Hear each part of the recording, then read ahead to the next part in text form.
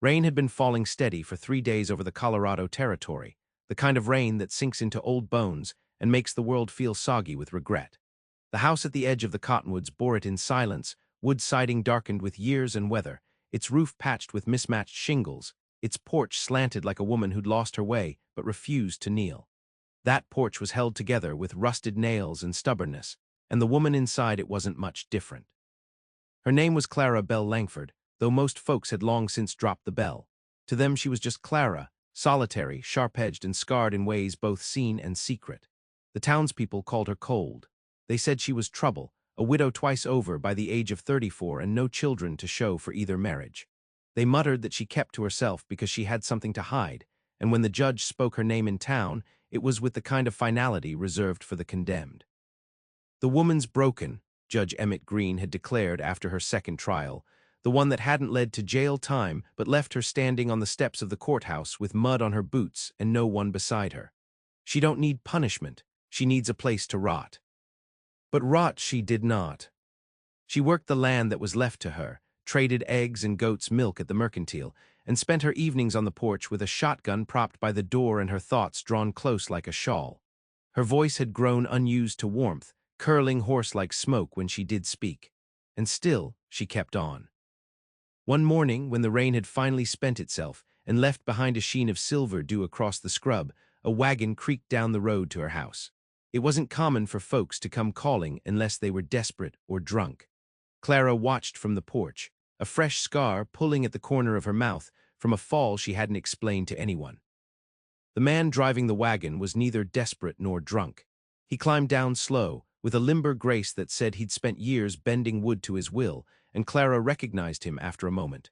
Owen Callahan, the carpenter out of Wren Hollow, where the maples grew taller and straighter than any men. She remembered his face from town once or twice, his hands calloused, eyes steady. He tipped his hat. "Miss Langford, you're a ways off your road. Word is you got a porch that ain't long for this world." She stared at him. "It's still standin'. For now." A silence fell, not tense, but thoughtful, like both of them were weighing something invisible. "I didn't hire you," she said finally.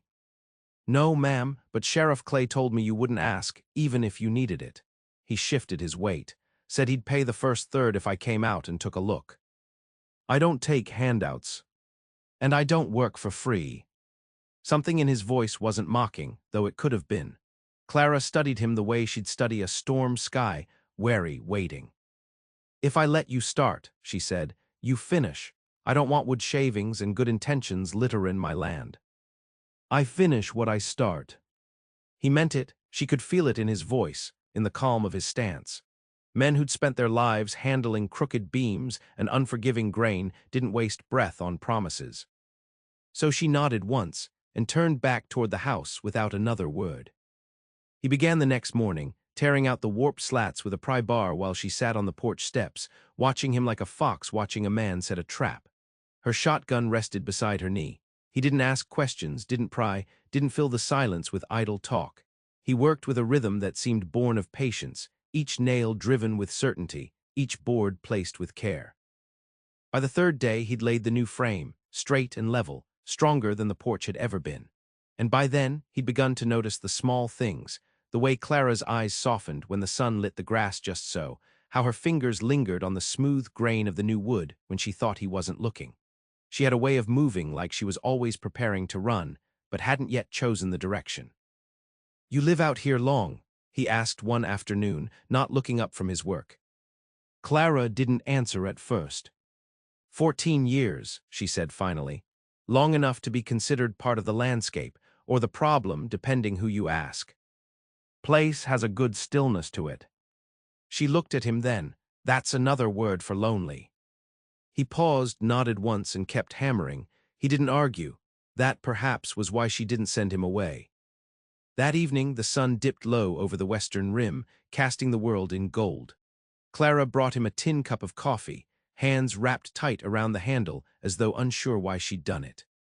He accepted it with a quiet thank you. She sat a few feet away, watching the horizon like it owed her something. "That judge," he said softly, not looking at her, "he doesn't know wood from rot." She turned to him, the words hanging in the air between them. "I ain't wood," she said. "No," he agreed, "but you ain't rot either." She didn't speak again that night, but she didn't walk away. And that was how it started. Owen came each morning after the dew had burned off and the birds were halfway done with their song. He brought his own tools, his own nails, his own measured quiet. Clara noticed he walked the same path through the yard every time, avoiding the low spot that turned to mud after rain. That told her he'd been watching, paying attention to the small things. Most men didn't. By the second week, the porch had a new rhythm beneath it, solid and clean sawn, with joints that fit snug as old truths. The steps were wide and even now, and Clara found herself sitting out earlier each day, wrapped in a faded wool shawl, letting the cool of the morning slide over her skin before the sun took hold. She didn't speak much, and neither did he. But the quiet between them had started to feel companionable, like a shared fence line, not a wall. Owen asked no questions about the trials, about the sheriff or the judge or the marks on Clara's arms that didn't come from farming. She offered no stories, no explanations. That was their unspoken pact.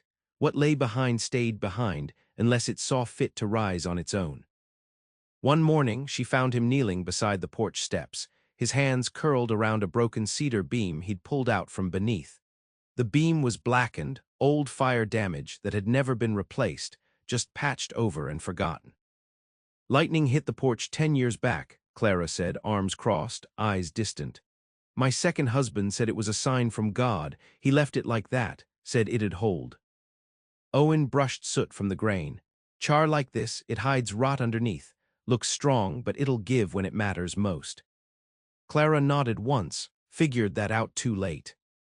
He said nothing, just carried the beam off and returned with a new length of pine. Later that afternoon, a boy came riding up the lane, maybe 12 years old, dust in his hair and a letter clutched tight in one fist. He dismounted without a word, handed the envelope to Clara, and turned back toward the road. She stared at the seal for a long time before opening it. Her fingers shook slightly, enough that Owen pretended not to notice. When she read the letter, the color drained from her face like ink from wet parchment. She folded it once, tucked it into her apron, and walked inside. That night he didn't see her at all. The lantern in the front window stayed unlit. He worked late, under the last edge of daylight, finishing the railings and brushing sawdust from the floorboards. When he packed his tools, he paused, looking toward the door. Still no sign of her. The next morning, she was waiting for him at the edge of the porch with 2 mugs of coffee, her eyes red-rimmed but clear. "You ever bury a child?" she asked, as if the words had been waiting all night to be let out. Owen stopped short. "No, ma'am." "I did. He wasn't mine by blood, just a neighbor boy whose ma ran off. But he followed me round like I was the only star in his sky. Got sick one winter, fever real bad. We didn't have a doctor close. Judge said later I should have done more, should have ridden into town for help." Her hands tightened on the mug. "But it was snowing, and I didn't know how bad it was till it was too late. He died holding my hand, and they said I killed him through neglect." Owen stood still, hat in hand. That what the letter was about? She nodded. "His brother wrote, he's comin' through next week, wants to talk." He didn't offer comfort, didn't tell her she'd done her best or that the judge was wrong. Instead, he set his tools down and said, "We'll finish the porch before then." It was a small promise, but she held to it like an anchor. They worked faster after that, side by side some days, her handing him boards or sanding edges. She wasn't skilled, but she was steady, and he didn't correct her unless she asked. There was something in that restraint, that mutual respect, that built a trust stronger than words. Midway through the week, he asked if she wanted a swing on the new porch. She blinked, surprised. "What for?" "For sittin', for breathin'." She looked out toward the field, where the goats moved like clouds across the green. "I reckon I've done enough sittin', but maybe it's time I learned to breathe again." So he carved 1, smooth cedar slats and rope strong enough to hold 2. Hung it from the beam he'd set himself, double-bolted for safety. The first time she sat in it, she didn't move. Just held the rope with both hands and let her feet rest an inch above the porch floor, like she wasn't sure the world would hold. Owen didn't sit beside her. He stood nearby, sanding the railing with slow, even strokes. That evening, as the sun dipped and shadows lengthened across the land, Clara spoke again. "Why'd you take this job, really?" He didn't stop sanding. "Because someone told me you were broken, and I don't like when folks confuse damage with weakness." She looked at him, really looked, and for the first time, her eyes softened without sorrow. The next day it rained again, but the porch stayed dry. The rain passed in sheets, gentle at first, then hard as nails, drumming against the new roof like it was testing the carpenter's pride. But no leaks came through, and the boards beneath Clara's feet stayed firm and dry. She stood at the edge of the porch, a blanket over her shoulders, watching the earth darken and glisten, watching the swing sway in the wind like a ghost had just left it. Owen didn't come that morning, nor the next, and Clara felt his absence like she might have felt a lost tooth with her tongue, foreign, aching, impossible not to notice. She tried not to pace. She tried not to listen for the creak of his wagon, but the stillness he'd once made comfortable now gnawed at her ribs. On the third morning he returned, raincoat dripping, jaw set tighter than usual. She didn't ask where he'd been, and he didn't offer. Instead, he climbed onto the porch like he belonged there, set his bag down, and pulled out a long length of sanded oak. "What's that for?" she asked, stepping closer. "Bench for the side rail," he said. "You got goats, chickens, tired bones. A porch needs a place for rest." She nodded once, her fingers curling around the blanket. "You don't build things half-hearted. No use doing anything if you don't intend for it to last." They worked together again, measuring, sanding, setting the slats. Her hands had grown more sure, her grip stronger. He caught her smiling once when a board set just right, and though she tried to hide it, he held the image close. The morning her visitor arrived, the air was heavy with mist. Clara wore her best dress, still plain but clean, the cuffs mended with careful stitching. Her hair was braided back and her boots were polished, the leather cracked but proud. She stood on the new porch, the swing motionless behind her, the bench beside it waiting. The young man came on foot, a thin, reedy thing with eyes too old for his face. He carried a satchel and the stiffness of someone who'd rehearsed his anger. Owen stepped away before he arrived, giving them space without retreating completely. Clara didn't invite the boy in. She didn't need to. He stood at the edge of the porch, looking around like he couldn't quite believe she still lived here. Then his gaze dropped to the swing, the bench, the clean lines of the woodwork. "You fixed it up," he said. "I did." He held the silence for a long time before speaking again. "My brother looked up to you, said you were the only person who ever listened to him." Clara swallowed. "I should have done more. I came ready to hate you," his voice cracked, "but now I don't know what I feel." She looked at him, her voice low. "You don't have to forgive me." "I don't know if I can." He paused. "But I see the kind of woman who'd build something like this, and I wonder if maybe I didn't understand everything back then." Owen said nothing from where he leaned against the porch post, but he caught Clara's glance when the boy turned away, and he saw the shake in her breath she refused to show anyone else. After the boy left, Clara didn't speak for a long while. She just sat on the swing, one boot nudging the floor in a slow rhythm. Finally, she said, "You were right about the porch. It wasn't just about wood." Owen nodded, pulling a cloth from his belt to wipe his hands. "Wasn't just about fixing it either."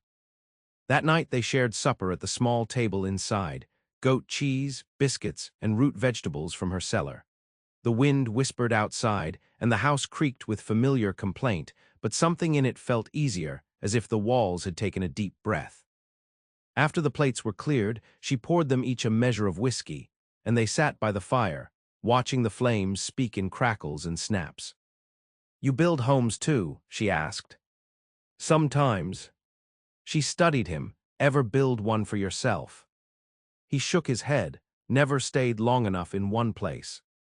Clara sipped her drink, let it warm her throat. "Maybe it's time." He didn't answer, but his eyes met hers across the firelight, and in them she saw a steadiness that had nothing to do with hammers or beams. The porch was finished, but something else had begun, quiet as a seed beneath frost. The frost came early that year, crawling down from the mountains like a wolf scenting blood. Each morning the fields wore a veil of white, and the trees grew stiff-limbed and silent. Clara rose before first light, her breath hanging in the kitchen as she stoked the fire. She'd begun sleeping better, though the nights were long and the memories still came when the wind whistled low. Owen had taken to showing up before sunrise, bringing cured boards or bundles of dry kindling tied with twine. He never said what kept him coming. There was no longer work to be done. But each time he arrived, Clara felt her spine settle just a little more. She didn't ask if he had another job waiting or a place he ought to be. She only set out 2 mugs each morning instead of 1. When the first snow fell, Owen helped her tarp the chicken coop and reinforce the barn doors. They worked in gloves and thick coats, breath fogging between them, and when it was done, they sat on the porch swing wrapped in old quilts, watching the white settle over the land like a benediction. One afternoon, a figure appeared through the curtain of snow, moving slow but sure. Clara reached instinctively for the shotgun before recognition slowed her hand. It was Sheriff Clay, his face wind-burned and his coat dusted in ice. He tied his horse to the post and climbed the steps with a respectful nod toward Owen. "Clara," he said, removing his hat, "you got a minute." She looked him over. "Depends what it's worth." He smiled faintly. "Just wanted to tell you the circuit judge sent word. The charges tied to the old neglect case are formally closed. They won't be reopening anything." Clara blinked once. "Why now?" "New evidence. That boy who visited. He wrote a letter to the judge. Said you did more than anyone else ever did for his brother. Said you gave him warmth when the rest of the world gave him cold." Clara stared out over the yard. Her hands were still, but her throat worked with unspoken motion. "That boy's heart held on to something good," Clay added gently. "Thought you should know." She nodded slow, "Thank you." When the sheriff left, Owen said nothing. But when she sat beside him again, her shoulder touched his for the first time without hesitation. Later, as they stripped bark from kindling near the stove, she asked, "You ever think about settling down somewhere, for real?" He didn't look up. Sometimes, never had much reason to. "And if you did?" Owen set the knife down, met her gaze with that quiet steadiness she'd come to rely on. "I reckon I'd build a porch and wait to see who came sittin' on it." She held his eyes for a long moment, and the stillness between them turned warmer, like early spring thaw, like sap rising unseen beneath bark. The next day she rode into town for the first time in months. Folks watched her, some with suspicion, some with curiosity. But Clara walked straight back through the mercantile, bought flour, thread, a new pair of gloves. She didn't rush, she didn't flinch. Outside the store, a woman approached her. Tall, gray-haired, with the look of someone who'd raised sons and buried friends. "You're Clara Langford, aren't you?" "I am." The woman hesitated, then nodded toward the direction of the church. "Your porch is the talk of the town. My husband says it's the finest he's seen west of Pueblo." Clara almost smiled. "It's solid." Solid's rare these days. Back at the house, she found Owen mending one of the porch railings, not because it needed it, but because his hands liked the feel of work. She held up the gloves. "They had your size," she said. He accepted them without comment, slipping them on, flexing his fingers. That night they sat by the fire again. The warmth held longer now, the house no longer feeling too big for one soul. Clara glanced over the rim of her cup. "You think something can be broken, but not ruined." He didn't answer right away. Then softly, "Wood cracks when it dries too fast, but you can steam it, bend it gentle, shape it new. Takes time, takes care, but it's stronger for it in the end." She nodded, slow. "I think I'd like to learn how to do that." He looked at her, not with surprise, but with quiet recognition, like he'd been waiting for her to say it. "You already have," he said. And for the first time, Clara didn't look away. Spring came early, prying its fingers through the last crusts of snow and warming the soil until green began to push through in earnest. The goats birthed twins under the low roof of the barn, and Clara wrapped them in burlap and named them after wildflowers. She hadn't named an animal in years. Owen stayed, not by declaration, not with packed bags or promises, but by small continuances. His tools hung in the linta now, his boots by the back door. He fixed the fence without being asked, taught Clara how to plane wood straight as truth, brought seeds wrapped in oilcloth when the ground thawed. They moved around each other with a rhythm born not of romance, but of something older, steadier, trust, time, survival shaped into companionship. One morning, Clara found him on the porch swing with a book in his hands, a history of timbercraft, edges worn, spine cracked from use. She eased down beside him. You always read about work. He smiled without turning. Not always. Sometimes it's about the quiet between work, how to make it last. Clara tilted her head. You think this'll last? He closed the book, met her eyes. I hope so, but hoping ain't the same as making. Then let's make it. She said it quiet, but firm, like a vow spoken not before God or law, but the sky itself. Later that week, she drew plans on parchment, rough sketches for a smokehouse, a garden bed, a rain catch. Owen watched her work with a reverence she wasn't used to. It unsettled her, that kind of attention. Not the leering kind, not the possessive kind, but the kind that said, I see you building a life and I want to be part of it. When the first fence post snapped in a windstorm, they set it right together. Mud to their shins, backs bent, they drove the new post into earth and tamped it solid.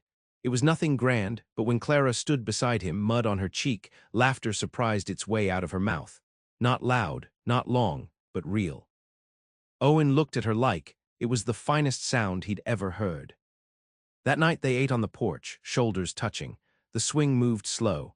In the yard, moonlight painted the world silver and soft. Clara leaned her head back against the wood he'd shaped, breathed in deep, and exhaled without weight. I used to think healing would feel like forgetting, she said. Owen shifted slightly to face her, and now I think it feels like being seen, and not turning away. He said nothing, but his hand found hers, and she didn't flinch. The days grew longer, and with them came neighbors, tentative at first. A boy wanting to trade honey for milk, a woman asking for help with a broken cart axle. They didn't speak of the past, didn't bring up the judge or the trials or the boy who died. They only asked for bread, for nails, for stories by the fire. Clara welcomed them, quietly, cautiously. She brewed coffee for guests and let their children swing on the porch. They called her Miss Langford, and she didn't correct them. But in the way they lingered, in the way they looked at the boards beneath their feet, she saw that the word broken no longer clung to her name. One evening a stranger came up the path, a preacher traveling north, his boots dusty, his collar faded. Mind if I sit? He asked. Owen made room, and Clara brought him tea. They talked little, just watched the stars. But as he rose to leave, the preacher turned to her and said, You've built something holy here, Miss Langford, not of stone, but of steadiness. Clara didn't answer, but that night she slept with the window open and the wind in her hair. By season's turn, the porch bore marks of life, scuff marks, sun-bleached patches, a new crack in the railing where a boy had leaned too hard. But Clara never flinched at the wear. She walked it barefoot some mornings, the boards warm beneath her soles, and she knew now that permanence wasn't the point. The point was choosing, again and again, to stay, to trust, to build. And she wasn't done choosing yet. Summer settled in like a long-held breath released slow. The land around Clara's homestead turned gold with sun and time, fields full with buzzing things, and the porch, her porch, creaked gently in the heat, no longer a relic of loss but a place of return. There was always someone coming by now, a neighbor with news, a peddler with cloth, children in the late afternoon with sticky fingers and dust in their hair, racing up and down the steps she'd once stood on alone. Clara had planted a lilac bush near the corner post. It bloomed wild and fragrant, the blossoms pale as dawn, and sometimes she sat beside it just to listen to the bees work through the branches. She'd never much cared for flowers before, but things change. Owen carved her a chair from pine, curved to her back and wide in the seat. He set it beside the swing and painted it the color of river stone. She pretended not to notice how often he glanced her way when she first sat in it, watching for her smile, though he never asked if it pleased her. He didn't need to. One Sunday, just as the sky turned soft with evening, Judge Emmett Green's rig rolled down the road and stopped in front of the house. He climbed out slow, thinner now, his coat hanging on shoulders that seemed smaller than Clara remembered. He removed his hat at the bottom of the steps and looked up at the porch as if it were something sacred, or something he'd failed to understand. I was passin' through, he said, not meeting her eyes. Heard tell the place had changed. Clara stood in the doorway, apron dusted with flour, her hands rough and strong at her sides. Seems the place ain't the only thing, he added, quieter. She stepped out onto the porch. The boards held solid beneath her, the swing shifted in the breeze. "I heard you thought I was broken," she said, voice even. The judge swallowed, throat bobbing. "I did. And now." He glanced toward Owen, who'd emerged from the barn and stood near the well, arms crossed but not angry, just watchful. Green looked back to Clara. "Now I think I mistook grief for guilt, silence for shame. I was wrong." Clara tilted her head. "You came all this way to say that." "No," he said. "I came to see what kind of woman could weather what you did and still build something that welcomes others." She didn't answer, just stepped down one stair and offered her hand. He shook it, then turned and left without asking to stay, and that was enough. The porch watched him go, just as it had watched so many others, men who came to judge and men who came to mend. That night Owen placed a small, carved sparrow on the porch beam above the swing.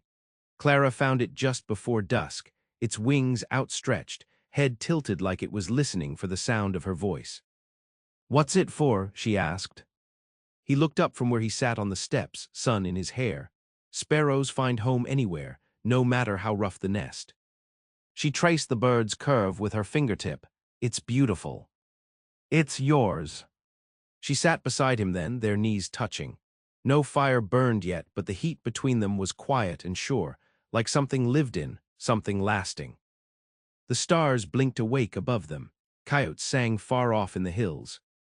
Owen turned to her. "Clara." She met his gaze, the kind of look that held history and future in the same breath. "Yeah. If I built a place out back, small, sturdy room for tools and a bed, would that be all right with you?" She didn't speak right away, just leaned into his side, let her hand slide into his, calloused skin against calloused skin. "This whole place is yours too, if you want it," she said, "not just out back." And with that, the carpenter who had come to fix her porch stayed for good. Not because she needed saving, not because he needed thanks, but because two people, bent by weather and time, had chosen to stand beside each other. And they'd built something that held.